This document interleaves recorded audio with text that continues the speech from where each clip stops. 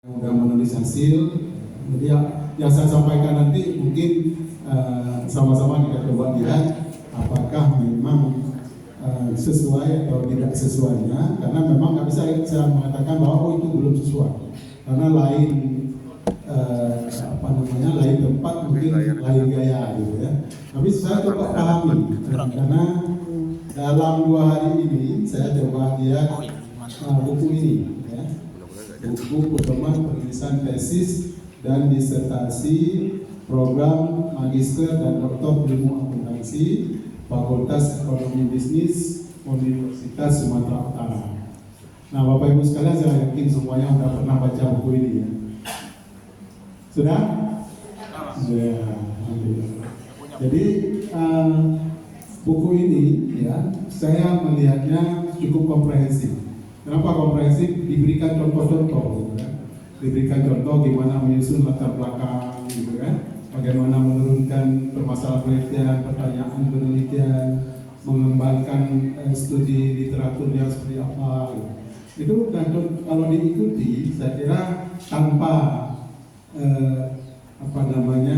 workshop ini, Bapak Ibu sekalian sudah selesai proposal. Tinggal mengikuti aja. Nah, tapi mungkin kita kan perlu penyamaan beberapa yang mungkin ya, menurut persepsi mahasiswa seperti ini, menurut persepsi dosen berbeda lagi mungkin kan. Nah, itu mungkin yang kita bahas. Kemudian juga saya mengambil beberapa sumber lain yang terkait dengan teknik penulisan disertasi atau tesis. Ya. Baik, Bapak Ibu sekalian, sedikit ya, walaupun tidak semuanya saya sampaikan sama persis dengan apa yang ada di buku panduan, tapi kombinasi dari berbagai macam sumber. Ya, kita coba dalam workshop hari ini itu dalam 2 hari ini ya, saya katakan agenda kita lebih kurang ini sari dari buku saya berdiri aja. Bawa ya, jadi yang kita bicarakan nanti, yang kita bahas, yang kita diskusikan, yang pertama adalah manfaat menulis tesis dan disertasi. Kemudian komponen proposal yang sedang menyusun proposal, yang udah menyusun proposal berarti nanti kita lanjutkan dengan berikutnya apa yang harus dilakukan. Ya.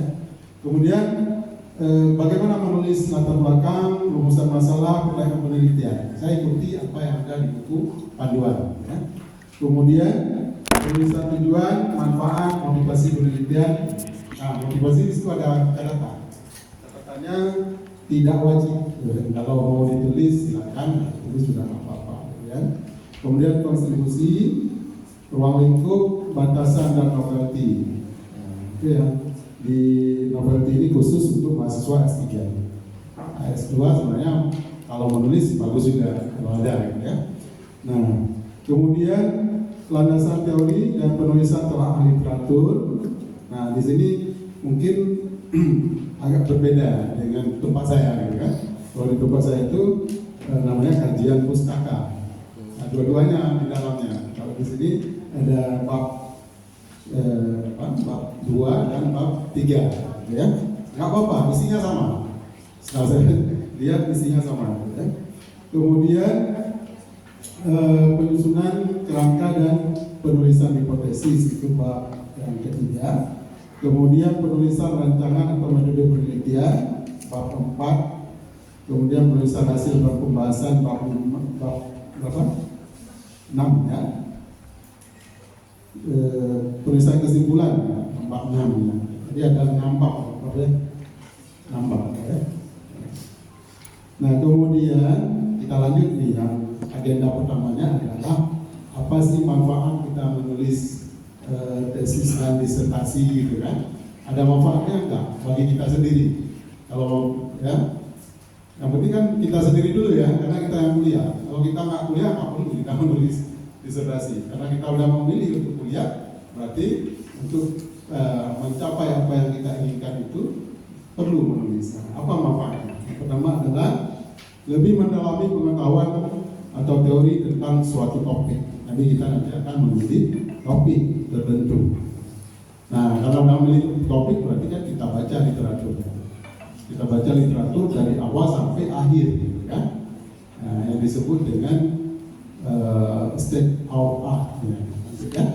Nah, jadi kita baca literatur dari awal sampai akhir seperti apa perkembangannya di situ dari topik tertentu itu, ya. Kemudian ikut mengembangkan pengetahuan, ya, berkontribusi teori atau teoretik terkait dengan topik tersebut. Jadi kita dengan menulis tesis disertasi sudah ikut mengembangkan pengetahuan. Itu manfaat yang kedua. Kemudian yang ketiga, terlatih melakukan komunikasi ilmiah. Kalau sekarang kita komunikasikan dengan WA, ya, dengan verbal segala macam. Sekarang kita tulis dengan metode-metode tertentu yang akhirnya kita bisa menjadikan tulisan kita itu sebagai satu komunikasi ilmiah tanpa kita orang paham, gitu kan? Tanpa menanyakan ke kita, orang paham apa yang kita tulis dan memahami isinya. Itu yang diinginkan. Maka perlu dibuat panduan yang sedemikian. Kemudian terlatih menjalankan suatu metode penelitian tertentu.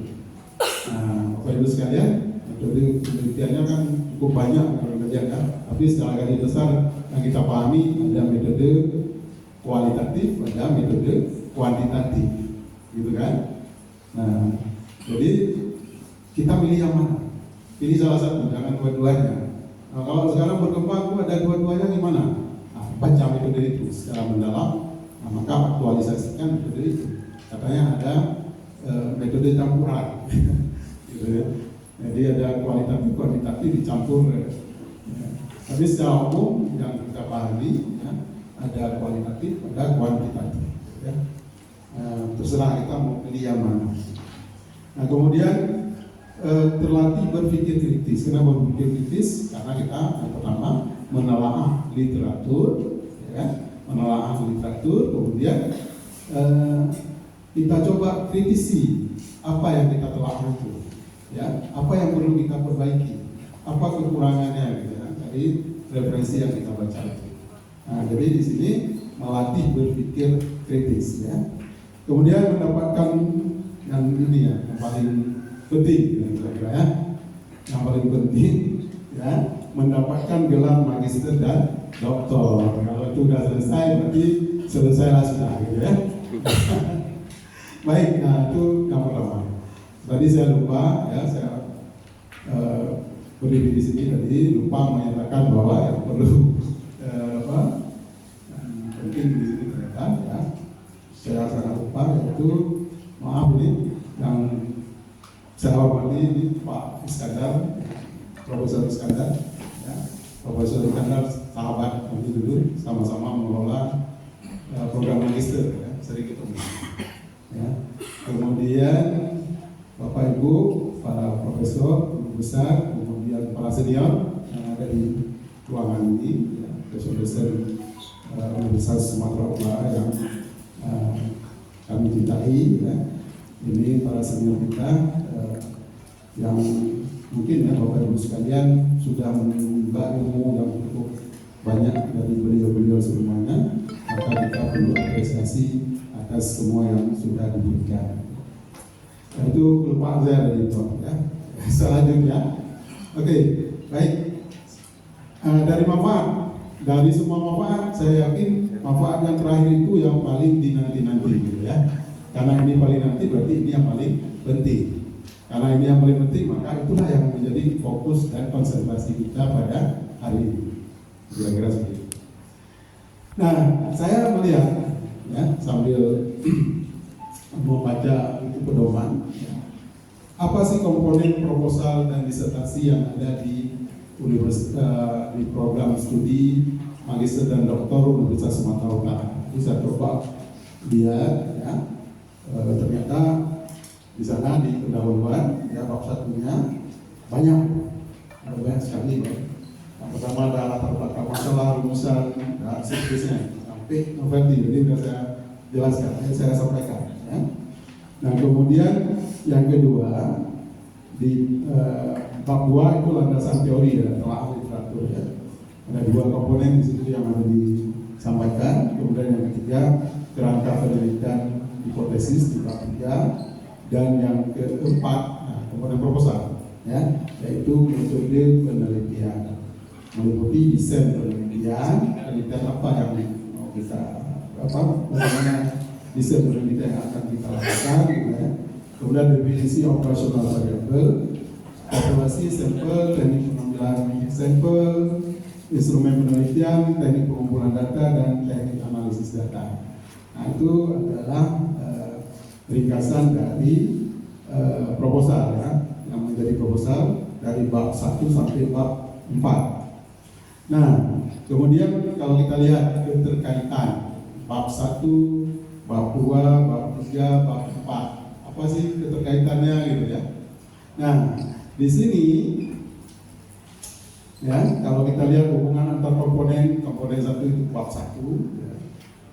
2 ya, landasan teori dan telaah literatur, dan 3 kerangka dan hipotesis, kemudian 4 ya, metode penelitian. Nah kalau kita lihat ya, yang pertama kecil ya, ya, oke, ya kelihatan berapa. Nah fenomena kan, fenomena selalu kalau menulis itu pasti ditanya apa fenomenanya, gitu kan? Udah menghadap dosen pembimbing, sudah ya? Ditanya nggak? Ditanya. Ada yang belum menghadap dosen pembimbing? Ada. Jadi kalau menghadap nanti ditanya apa fenomena penelitian Anda? Kan itu, ya? Ya. Jadi fenomena itulah yang nantinya kita memilih tema atau topik penelitian. Jadi berdasarkan itu pijakan kita, ada masalah nggak? Fenomenanya apa? Gitu ya. Kalau nggak ada masalah ngapain kita harus teliti? Jadi apa fenomenanya? Kemudian apa topik yang akan kita teliti? Ya. Nah, kemudian lanjut katanya. Oh saya udah setuju ini, gitu kata pembimbingnya. Setuju. Lanjut untuk kajian literatur. Literatur.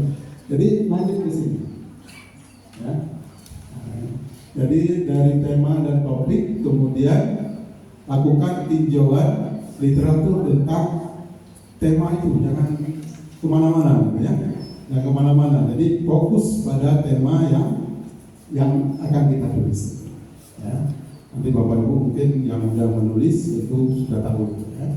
Nah kemudian apa yang kita lakukan ya, di dalam tinjauan pustaka terkait dengan topik tertentu itu ya, dari awal penelitian itu sampai akhir, sampai ke ujung gitu ya. Gimana caranya gitu. Kalau sekarang kan gampang, kalau dulu waktu kami kuliah ya harus pergi ke perpustakaan ya, kumpulkan jurnal kalau nggak ada cari gitu kan. Ya kalau sekarang software-nya kan banyak,